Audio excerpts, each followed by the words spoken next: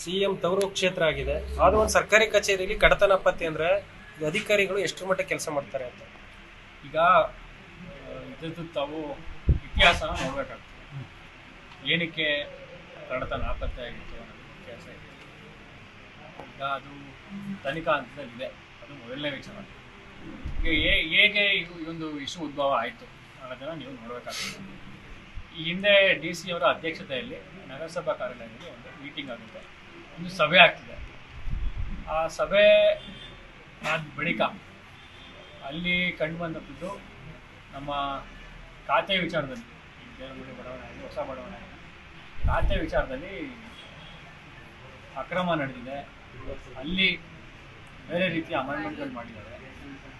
ಅನ್ಲಾಫುಲಿ ಹಾಗೂ ಇಲ್ಲೀಗಲ್ ಆಗಿ ಕೆಲವು ಖಾತೆಗಳು ಮಾಡಿದ್ದಾರೆ ಅಂತ ಮೇಲ್ನೋಟಕ್ಕೆ ಕಂಡು ಬಂದಿದೆ ಅಂತ DC ಅವರು ಸಭೆಯಲ್ಲಿ ಕೂಡ ಹೇಳಿದ್ದಾರೆ. ಆ ನಂತರ ನಾವು ಸೂಕ್ತ ಕ್ರಮವನ್ನು ನಾವು ತಗೋತೇವೆ ಅಂತ ಆ ಸಭೆಯಲ್ಲಿ ಅವ್ರು ಹೇಳಿದ್ರು. ತಾವುಗಳೆಲ್ಲ ಇದ್ವಿ. ಅದ್ರ ಬಳಿಕ ಏನು ವಿಚಾರಣೆ ಏನು ನಡೀತಾ ಇದೆ DC ಅವರಿಂದ, ಕೆಲವು ಕಡತಗಳನ್ನು ಅವರು ಪರಿಶೀಲನೆಯನ್ನು ಮಾಡೋದು. ಆ ಸಮಯದಲ್ಲಿ ಕೆಲವೊಂದು ಕಡತಗಳು ಅವ್ರ ಕೈಗೆ ಹೋಗಿಲ್ಲ.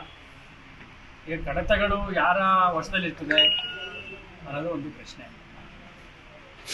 ಸರ್ಕಾರಿ ಕಚೇರಿಯಲ್ಲಿ ಯಾರ ವಶದಲ್ಲಿ ಕಡತಗಳು ಇರ್ತದೆ, ಯಾರ ಹ್ಯಾಂಡ್ ಓವರ್ ಇರ್ತದೆ, ಅವ್ರು ಯಾವ ರೀತಿ ಅದನ್ನು ಟ್ರಾನ್ಸ್ಫರ್ ಮಾಡಬಹುದು ಅನ್ನೋದು ಒಂದು.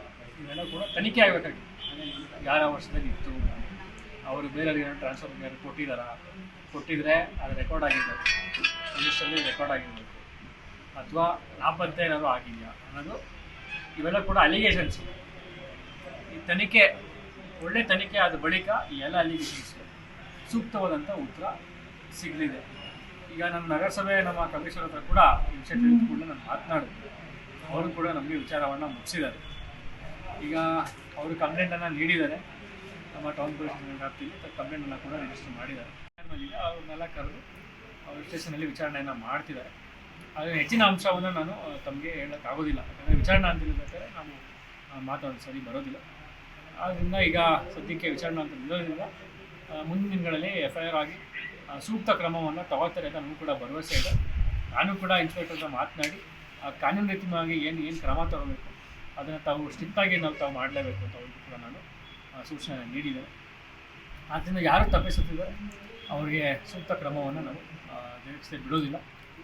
ಈಗಾಗಲೇ ಹೇಳಿದಂತೆ ಹಲವಾರು ಅಕ್ರಮಗಳು ನಡೆದಿರೋ ಅಂಥದ್ದು ಮೇಲ್ನೋಟಕ್ಕೆ ಕಂಡು ಬಂದಿದೆ. ಸ್ವತಃ DC ಅವರೇ ಹೇಳಿರೋಂಥದ್ದು. ಆದ್ದರಿಂದ ನಾವು ಕೂಡ ಸ್ಟ್ರಿಕ್ಟಾಗಿ ಈ ತನಿಖೆ ಆಗಲೇಬೇಕು ಅಂತ ನಾವು ಕೂಡ ಆಗ್ರಹಿಸ್ತೇವೆ.